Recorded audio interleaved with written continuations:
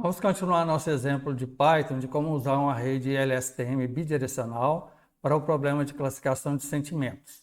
Na primeira parte do notebook, nós usamos um LSTM com uma única camada, mas existe a possibilidade de a gente criar pilhas de camadas, seja de LSTM, ou GRU, ou a própria RNN simples. Então, nessa configuração de múltiplas camadas, ela fica parecida com esse desenho aqui, ó. Aqui eu tenho duas camadas, tá? Que é LSTM1 e LSTM2.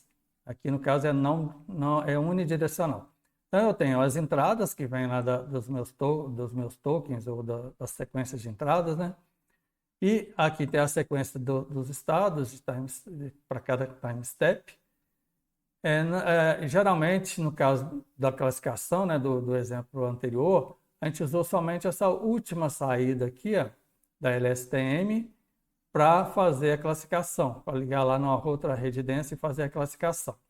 Quando a gente cria mais de uma camada, o que eu faço é usar a saída de cada time step desse, de cada estado desse aqui, ó, e passar como entrada para o mesmo estado correspondente, o mesmo time step da camada seguinte. Então aqui eu tenho a segunda camada de LSTM. A primeira camada, então, está passando cada uma das saídas dos time steps, que vai servir como entrada para cada time step da segunda camada. E aí eu posso ter várias camadas desse tipo, e dependendo da aplicação, eu vou usar só, então, no nosso caso, que nós vamos fazer agora, só essa última saída aqui, ó. Ou em outras aplicações eu posso usar cada uma dessas saídas aqui. Para eu dizer, em termos de configuração aqui no Keras, para eu dizer que eu quero fazer essa ligação aqui, ó, usando cada saída aqui de cada time step para ligar na outra camada, eu uso um argumento lá chamado return sequence, que vai retornar então essas sequências. Esse argumento, o padrão, ele é falso, que é o que a gente viu no exemplo anterior. Então, nesse caso, a gente usa somente aquela última saída, ele não retorna cada saída dessa.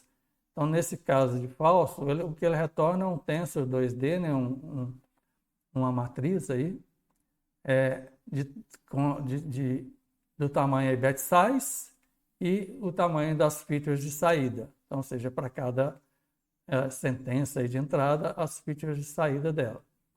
Agora, se eu colocar esse argumento como verdadeiro, como true, aí eu estou dizendo para ele retornar essa sequência de cada saída de cada time step. Aí eu tenho um tensor aqui em 3 dimensões, e além para cada batch, né, para cada entrada aqui, eu tenho ainda para cada time step e as features daquele time step, que seria a saída correspondente dele.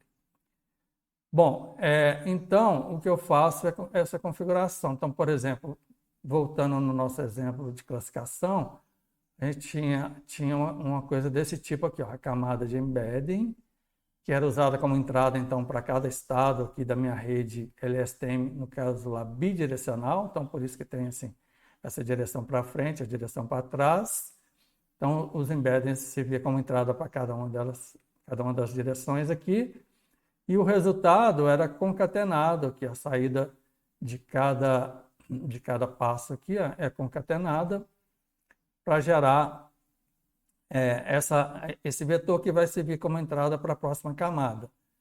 Então, na nossa configuração que a gente vai fazer agora, nós vamos usar cada uma dessas saídas aqui, ó, na primeira camada, para passar para a segunda camada. Aí, na segunda camada, que no nosso caso, por exemplo, só vai ter 2 camadas, então é como se eu tivesse pegado outro bloquinho desse aqui e colocado aqui embaixo, passando, então, cada saída desse aqui para a próxima camada, e depois dessa outra camada a gente pegaria só a última saída. Então é isso que está configurado nesse código aqui, ó. Então o exemplo é parecido com o anterior, nós vamos criar lá uma sequência de camadas, aí a primeira é o encoder, depois vem os embeddings que estão representados nessa figura, e aí então eu vou adicionar uma camada bidirecional de LSTM com 64 neurônios. Aí, para essa primeira camada, eu vou configurar aqui o meu parâmetro return sequence como true. Ou seja, para essa primeira camada, eu quero que ele retorne a saída de cada time step. Aí, logo em seguida, eu acrescento uma outra camada bidirecional de LSTM, agora com 32 neurônios, Mas para essa aqui, ó, eu vou usar só a última saída. Então, o return sequence fica o padrão que é falso.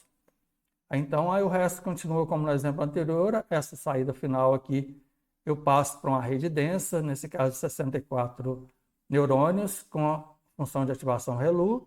Depois eu acrescentei aqui mais uma camada de dropout. E, finalmente, uma rede densa com um neurônio para fazer a classificação binária.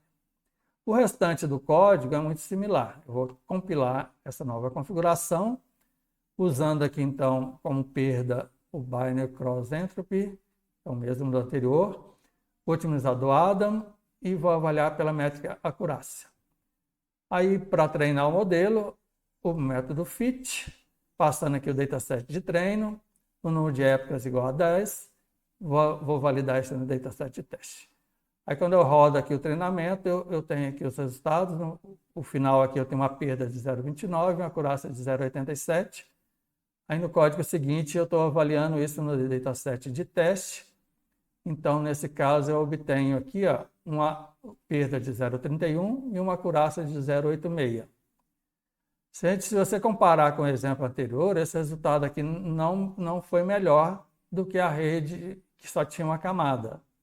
Então, assim, não significa que empilhar camadas vai melhorar o resultado, mas é muito experimental. Nesse caso aqui, a gente tem outros pontos para melhorar. Então, por exemplo, aqui é o tamanho do vocabulário, o esquema de embeddings pode ser melhorado. Então, tem outras formas de melhorar esse resultado, além de acrescentar mais camadas.